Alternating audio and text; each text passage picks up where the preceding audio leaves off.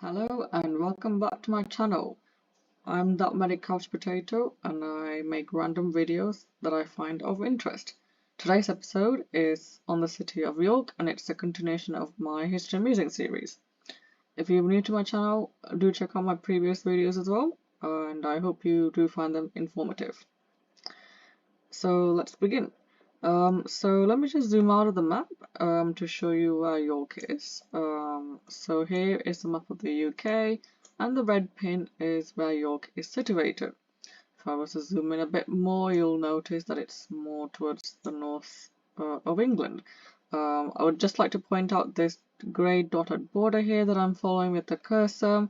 That is the border between Scotland to the north, so Edinburgh's part of Scotland, and then England to the south. So you can see York in comparison to the border between England and Wales it's kind of north of England because it's not far from the north from the border. And this is just the rest of England and then Wales, obviously to the left here. So York is a cathedral city and it happens to be in the North Yorkshire of England. North Yorkshire is a ceremonial county in both the Yorkshire and Humber region, and it also, parts of North Yorkshire comes under the region of North East of England. So just a bit about Yorkshire and Humber. Yorkshire and Humber is one of the 9 official regions of England. And the population of this region is around 5 million or so, with the largest settlements being in Leeds and Bradford in the west region of Yorkshire, Sheffield, which is a city in the south region of Yorkshire, Hull in the east riding of Yorkshire, and then York, which, like I said, is in the north riding of Yorkshire. So, because of how big the region is, it is split into north, west, south, and east riding of Yorkshire, and citizens living in these settlements on a permanent basis, they can put down their county as being West Yorkshire, South Yorkshire, East Riding of Yorkshire, and or North Yorkshire instead of just Yorkshire and Humber because of how big it is.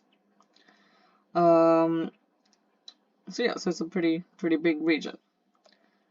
So back to York.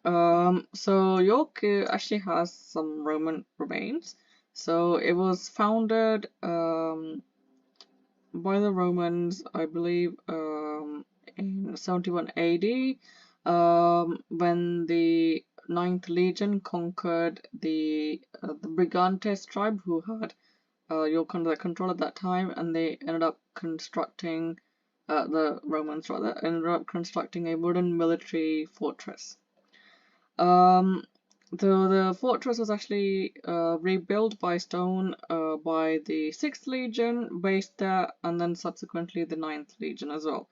And this fortress covered an area of 50 acres, around 20 hectares, and was inhabited by 6,000 legionary soldiers. The main headquarters, so the Principia of the fortress, actually lies under the foundations of the York Minster, which I will mention more about as we go along. And excavations in the undercroft have actually revealed part of the Roman structure and columns. So during the Roman times, the emperors Hadrian, Septimus Severus, and Constantius I all held court in York during their various campaigns as well. So before the Romans conquered York, the Brigantes tribe actually had I think York under their control as well, like area. And then after the Romans left in the 5th century, the one of the kings of the Northumbria region, King Edwin, he reclaimed rather parts of the town in the 7th century, and York became his chief city. And he actually built the first wooden Minster church for his baptism in 627. However, he never saw that being built, as he was killed in 633, and the task of completing the stone Minster actually fell to his successor, Oswald. but in 866, Northumbria was having a lot of struggles, and the Vikings ended up raiding and capturing York. Prior to the Vikings capturing York, York was actually an Anglo-Saxon thriving metropolis, and was also a prosperous economic hub. So obviously, it was a very big, clear target for the Vikings. So led by Ivar the Boneless and Halfdan, the Vikings attacked the town and ended up conquering it. So after being conquered, the Vikings renamed renamed York as Jorvik. Initially, it was called the Saxon Jorvik, and Jorvik became the capital of the Viking territory in Britain, and at its peak had more than 10,000 or so inhabitants, which was a population second only to London within Great Britain at that time. And Jorvik ended up being a very important economic trade center for the Vikings as well. The last ruler of Jorvik was Eric Bloodaxe, and he was driven from the city in 754 AD by King Eadred in his successful attempt to complete the unification of England. So when the Normans conquered England in 1066, York became part of the conquest in 1068. However, the people did rebel, and the rebel was successful initially, and the rebellion was put down. And William the Conqueror, he ended up building a fortress on a moat, and after 1069, in 1069, sorry, there was another rebellion, and the king again built another castle across the River Ouse, which was destroyed in 1069, and again rebuilt as well. And you can still see parts of the castles as well that was built, and I will show you one such tower that you can still see now as well. So York actually became a pretty big cloth manufacturing and trading center. Now, if you've seen my previous two videos on Leeds and Wakefield, you know that Leeds is also like a big manufacturing center, especially for wool clothing. And there's also trade as well that happened in Leeds with clothes. York was also a big cloth manufacturer. And you know, this provide quite a lot of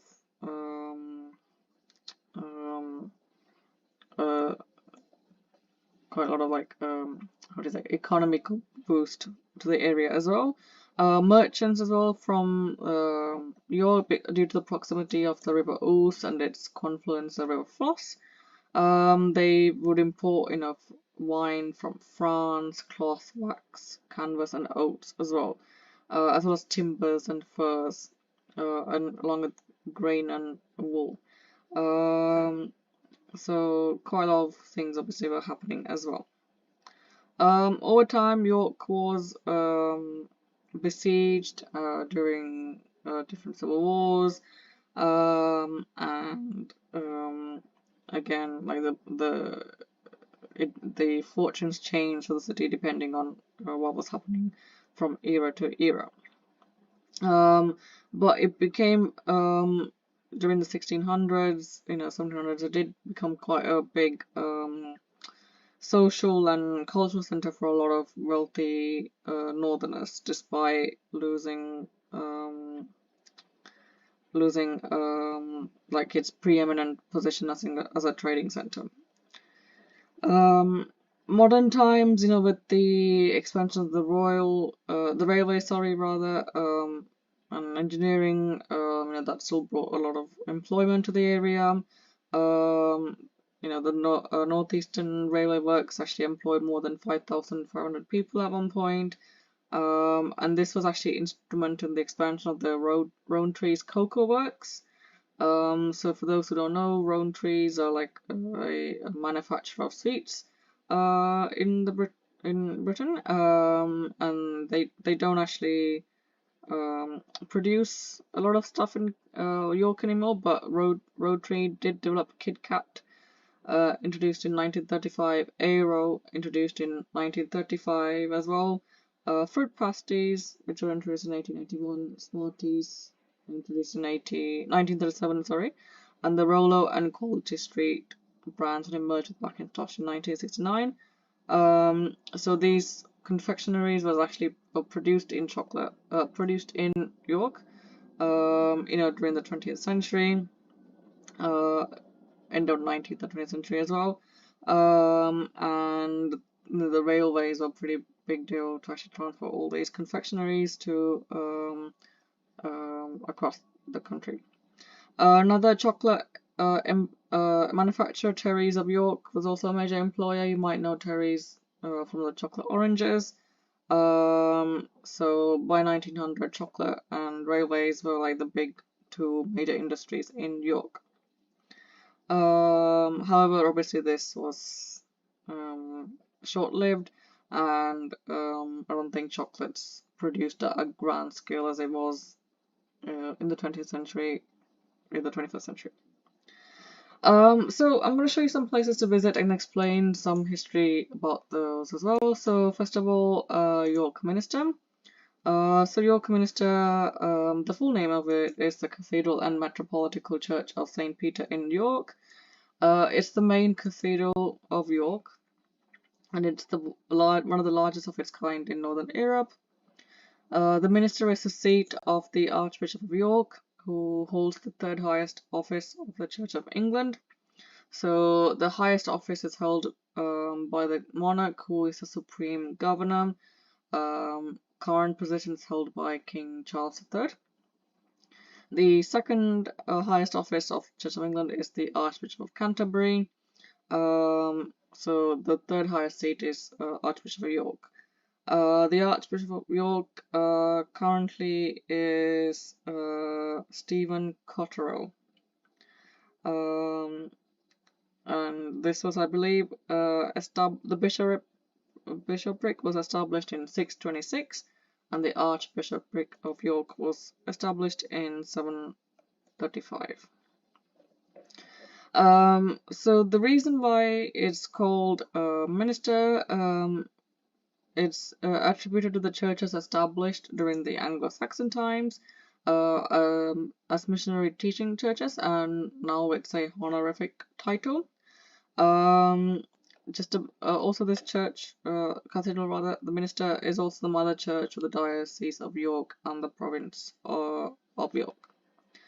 The word metropolitical, which is in the name, is the formal name, refers to the Archbishop of York's role as the Metropolitan Bishop of the province of York.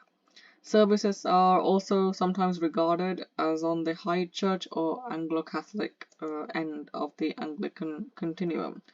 I do not know much about Christianity, but for those who do know, if you do ever visit the York Minster, you'll notice that there are some like incense burning and stuff, which I assumed was more Catholic Orthodox traditions, but they are also held in this church as well, in this minster, which I found out that's also used in Church of England worship. So things like that make it look like it's make it certain that it's on the Anglo Catholic end of the Anglican continuum. I cannot seem to find any pictures of the Roman remains inside, so I mentioned that the remains of the Principia, so the headquarters of the legion who had control of the Roman legion who had control of York, they were found underneath the cathedral. The pictures don't seem to exist. However, you can enter the cathedral, the Minster rather, for a fee, and you can see the whole of the Minster as well. Entry fees do vary. As of April 2023, the costs are around £16 for adults just to see the Minster only. But if you want to see the Minster and the tower, so to climb up to the church tower, you will have to pay £22 for it. It might be cheaper to buy tickets online, so do make sure you, if you are definite to visit, do make sure that you get the price online as well, and buy the tickets online so that you can save some money. So that was the York Minster. Now, another one good way of getting around York is actually also the York City walls, and this is like a remnants of the stone fortifications which were built in 71 AD, I think, along that region, and you can use it to travel quite the length and breadth of the city. These were erected in 71 AD by the Romans when they erected a fort called a castra, and it's occupying around 50 acres or around 21 hectares near the banks of the river Ouse. So they were built as a form of defense, and they still have lasted pretty well to this now. So you can, like I said, you can walk around it quite a lot, and you'll come across these towers as well, which I believe have been updated obviously since the Romans as well. So do look online of the things that you can visit during them. There are 4 bars or like gatehouses that you can visit. Some of them have exhibitions in there as well. Let me see if I can find it. One bar is the Monk Bar in York. That's is a gatehouse. It's actually one of the, I think, the tallest and most elaborate of the 4 gatehouse. Was actually built in the early 14th century. I believe this is what it looks like from the outside. The current gatehouse was built in the 12th century, and between 1993 and 2000, it actually housed a museum called the Richard III Experience, and it actually described the life of Richard III, who was the last king of the Plantagenet dynasty. Unfortunately, this does not exist anymore. I did actually see it before it was closed, but the current exhibition that's there now is the City Walls Experience. You can visit these gatehouses. Like I said, there's 4 of them. So Monk Bar is one of them. There's also Bootham Bar, Wormgate Bar, and Micklegate Bar. And they all have their own histories. For example, Micklebeth Bar actually was used to displace the severed heads of traitors, including those such as Henry Hotspur, Percy from Henry Scrope, third Baron Scrope of Masham, Richard Plantagenet, third Duke of York, and Thomas Percy, 7th Earl of Northumberland. So they were used for like horrific purposes as well. But you can go visit these gatehouses as well, should you wish to do so. So this one's just Monk Bar. All the description I said, I will put the link up to as well on my description, so that you can check them out on your own time as well. So other places to visit in York, if you're again interested in history, York's Chocolate Story. So this is a museum that explores the history of the chocolate production in the UK, sorry, in York rather. So like I said, there used to be road trees as well as cherries of York that produced chocolates like Terry's chocolate oranges, Kit Kat, Aero, fruit pasties, as well as Smarties. These are mostly produced in York during the 20th century. However, they don't produce anymore. But you can still go inside the factory. You can still get a chance to actually make your own chocolate. You can try some of the chocolate that they have as well. In the shop, this is what the shop looks like from the inside. But the museum aspect of itself is pretty interesting. You get to actually taste different chocolates from across time, so how it was first discovered, and how it tastes like now, so you can taste the difference. It's pretty cool. And if you got chocolate lovers of all ages, it's actually kind of interesting. So the museum, the visit itself is you do have to pay for it. And at the minute it's £17.50 for adults, but for family it's around £62. So make sure to book online as well, so that you can save some money as well if you need to. And it's open most of the time during the year, apart from 24th, 25th, and 26th of December, and the 1st of January as well. So yeah. So if you want to have more of a wander around York instead of like going to some of the museums, York Shambles is a very nice street to visit. So it's a pretty famous street. People say that it was what inspired Diagon Alley in Harry Potter. But this street, the shops are all like timber frame, dating back from like I think the 15th, 16th centuries. And they have different shops in here as well. There's quite a lot of Harry Potter themed shops. Like this one, for example, the shop that must not be named. There's also a lot of like fudge based shops as well. So if you like your fudge, there's quite a lot of these fudge shops that you can go by as well. So again, due to York's big history in making chocolates and confectionery. Let's see if I can see street view. Yeah, so this is what the Shambles looks like, and street level, so lots of shops to see around as well. And sometimes at the fudge shops you can actually make your own fudge and try some of them for free as well. This particular Shambles is actually not far from the York Minster, so it's a pretty short walk from there. Other places to visit as well, if you're really interested in the Viking history, York Viking Centre, that's open for you to visit as well, and it's actually a replica Viking village that again explains the history of the Vikings in York. Should you wish to learn more about that history.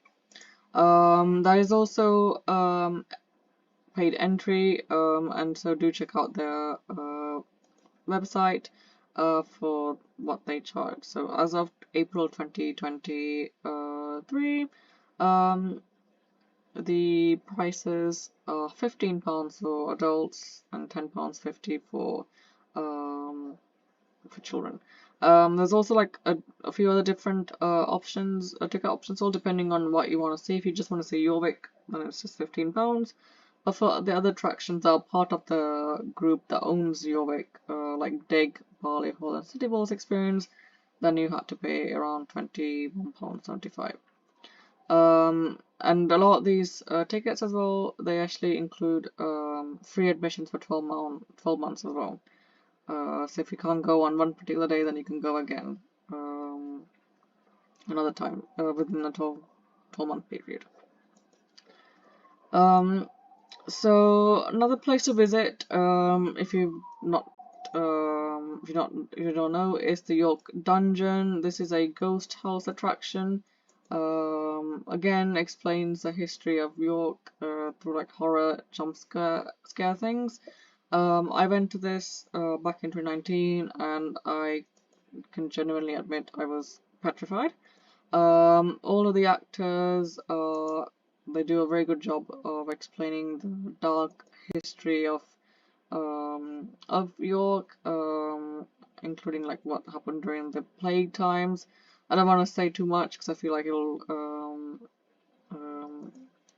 it will ruin the experience.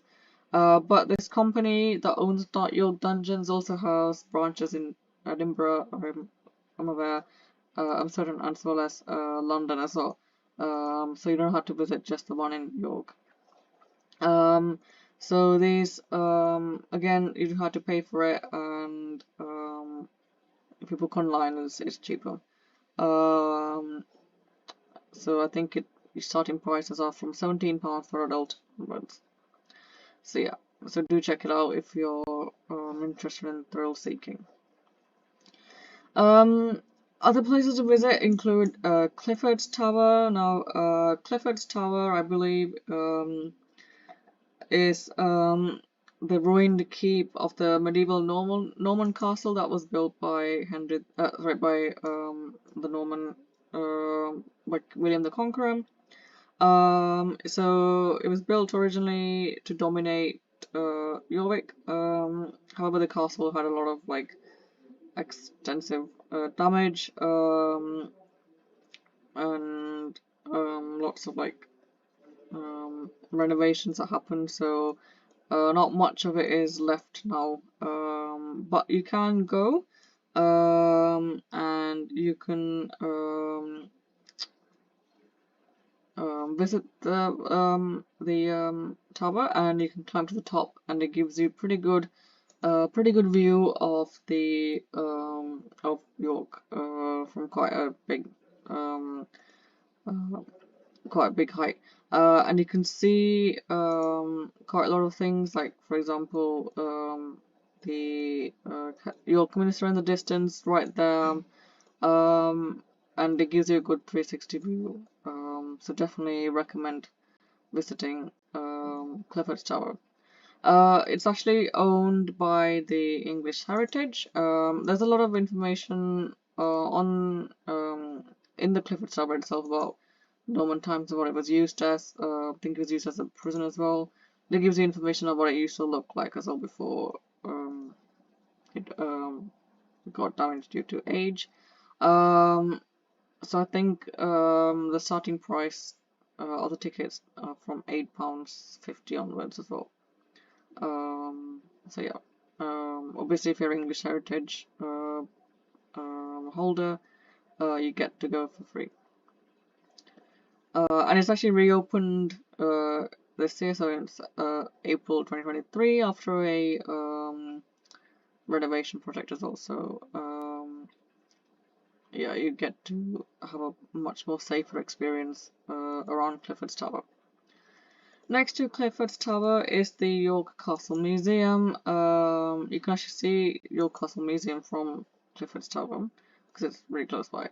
This is what it looks like. So this is the outside of it, and on the inside of it is a Victorian era themed attraction and cobble streets, and you get to walk along, experience what shops and rooms during the Victorian times look like.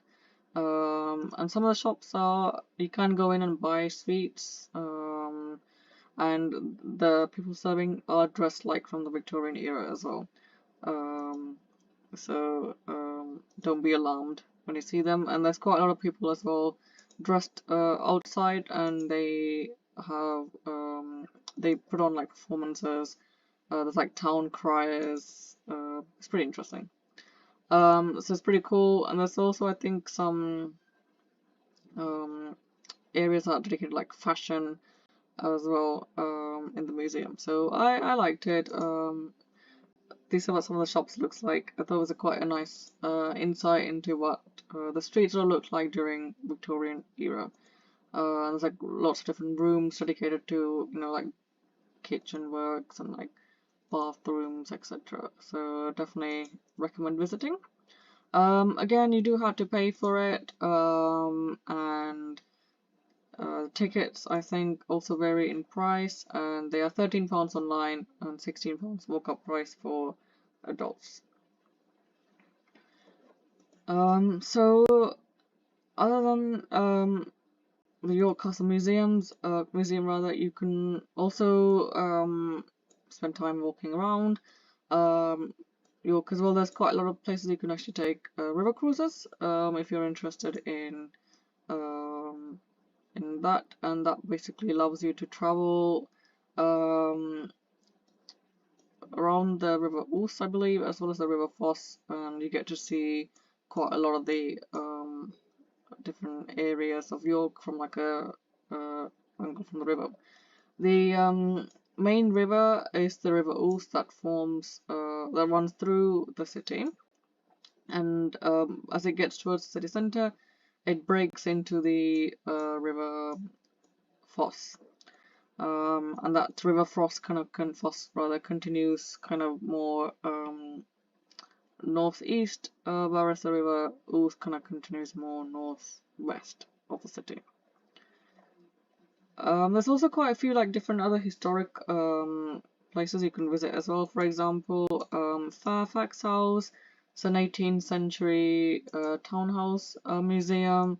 It's one of those houses that was owned by the elite, the rich, wealthy men, wealthy house rather, that was opened when the industry started to fall in New York, so the trading cloth industry. So as this sign says, this particular house, the Fairfax House, was built in 1755 to 1762, and is now open to the public. And you can see quite a lot of collection of Georgian furnitures. I didn't get a chance to go here because it was closed during the time I went, but it is kind of nice from what I hear. Very nice. So definitely worth a visit as well, and I believe it is also a paid entry. And as of 2023, tickets are housed £7.50 for general admissions, but £9 if you want to do a guided tour. So that's Fairfax House. So that's something different for those who like more of a Georgian type history as well. If you're looking for places to eat, obviously there's quite a lot of restaurants around York, depending on what you feel like eating. One place that's very unique to York, I would say, is this tea room called Betty's Cafe. It actually has a few places around York. One of the ones exists in Helen Square. This is what it looks like from the outside. It's known for their sweet confectionery and afternoon tea food as well. There's usually quite a lot of queue to get into Betty's, so I would definitely recommend booking online. I've had one of their custard tarts before, and it was particularly nice.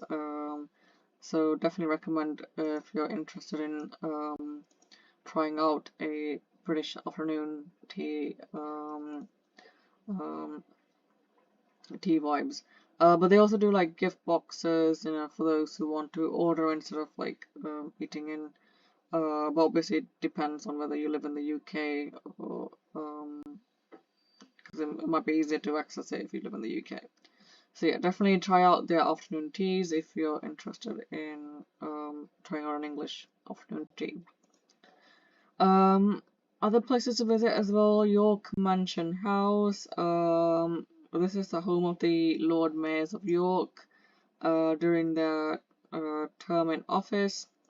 And I believe it was built in between 1725 to 1732. And now you can go and see inside as well. I'm not sure if it's still used by the mansions, by the York mayor. However, I believe it is open to the public to see if you are interested in going to see this mansion house. I don't.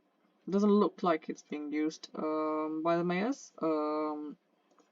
However, you can can go and see and find out more about the history of the mayors and like the civic as well, civic things about the York.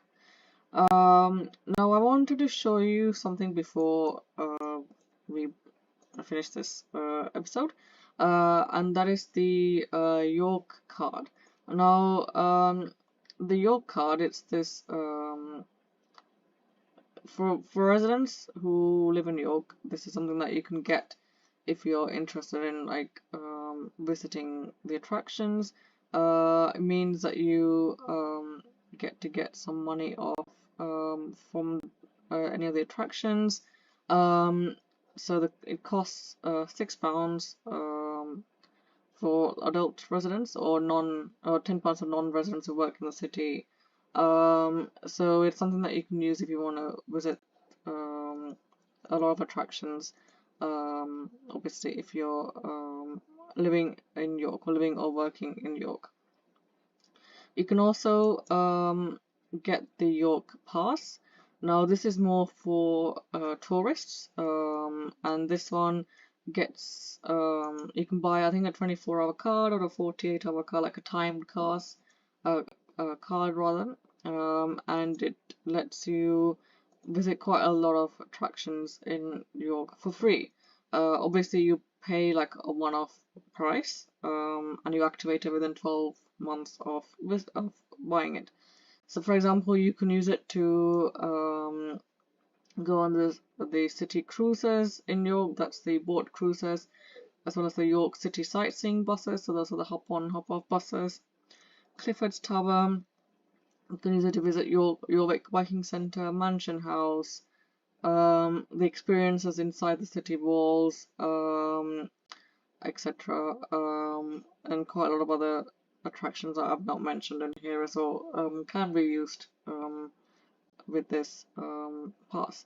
And the cost for it does vary. So if you're looking into buying a one-day pass for adults, it's £55, £35 for a one-day child pass. However, for like 2 days, adults it's £75. For 3 days, it's £90. So like you can see, it's pretty cheap to buy this pass because you know that you can visit a lot of the attractions without having to pay individually. And I believe yeah, these are the attractions that are actually included in the York Pass as well. So yeah, so definitely worth visiting, especially if you want to plan to visit most of these attractions on this website. So definitely do look into buying that York Pass if you're interested in visiting York. So since I'm trying to make my videos shorter, obviously I've not mentioned anything else on this channel. Before I break off as well, I would like to mention one last museum, and it's the National Railway Museum of York, and I believe this museum is free free to visit, and they have a lot of information about all the different trains that have been in use since the railways became a big deal in the UK, and you can see quite a lot of different attractions, and it's actually really close to the train station as well, the main York train station. And you can even visit see the trains that were used by the royal families when they used to travel around England by trains. So very nice place to visit. Even if you don't not really interested in trains, I'm not, but I still thought it was really fascinating. I thought the ones used by the royal family were the most fascinating because the compartments were all very nicely made up in like different sitting room styles, and it looked pretty nice to look at. So yeah, so definitely worth visiting, especially since it's free and pretty close to the York main station as well. Other than that, obviously there are more things to visit. than what I mentioned, so Yorkshire Museum for example as well, as well as like the art gallery, etc. And I'll leave the link up for all the places I mentioned in my channel so that you can visit if you wish to as well. And I hope you enjoyed this video, and I'll catch you guys next time.